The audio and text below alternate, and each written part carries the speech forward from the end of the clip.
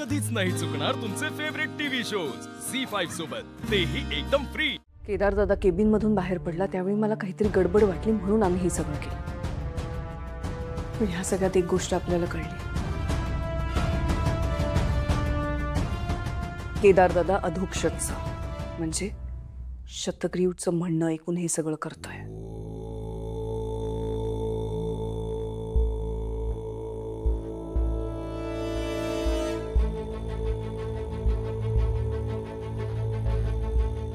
आणि आपल्याला आधी असं वाटत होतं की शतग्रीव घराबाहेर पडल्यावरती हल्ला करेल, तो आधीच केदारमय घरापर्यंत पोहोचला आहे।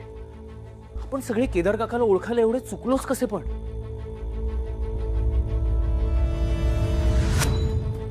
मित्रा, आता काय करायचं? बाबा, केदार काकांचा फक्त तुमच्यावरच राग असतं तर एक वेळ आपण समजून घेतलंही असतं, पण केदार काका ते शतग्रीवच्या साथीने आपल्या घराच्या वाईटावर उठलेत। हे सगळंच ना खरंच खूप भयंकर होत चाललंय आता घरात पण काकाजी काहीही करू शकते ना। आजच्या प्रकारानंतर ते दोघं अधिक आक्रमक होतील। आपल्याला सगळ्यांना जपून राहावं लागेल।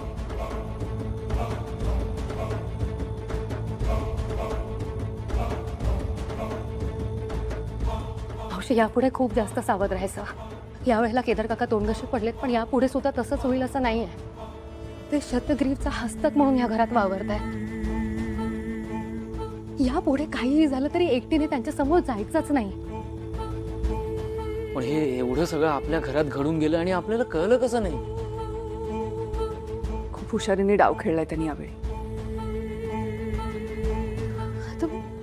रूम मधून बाहेर पडायला पण भीती वाटते। काही भीती वाटणं साहजिक आहे, पण ह्या वेळेला असं घाबरून नाही चालणार। ताई, यावेळेला फक्त केदार काकांची नाही तर शतग्रीवची सुद्धा लढावं लागू शकतं। मला सांग, आता करायचंय काय? ते शतग्रीवचा ठाव ठिकाणा शोधण्यासाठी केदार दादाला जाऊन जाब विचारायचंय का आता? नाही, आता तसं नाही करता येणार। आपण जाब विचारला तर ते सावध होतील। शतग्रीव बेसावध असतानाच आपण त्याला पकडायचंय। आणि आता आपण असं थेट केदार काकांना काही विचारूही नाही शकत, कारण काकू काही ऐकूनच घेणार नाही। आपल्या आणि काकांच्या मध्ये त्या उभ्या राहतील आणि केदार केतकीच्या भावनिकपणाचा फायदा घेणार। पण मग कसं समजवायचं काकूला? काहीतरी मार्ग काढावाच लागेल आपल्याला। हो, लवकरात लवकर काकांचा खरा चेहरा काकूंसमोर आणायलाच हवा।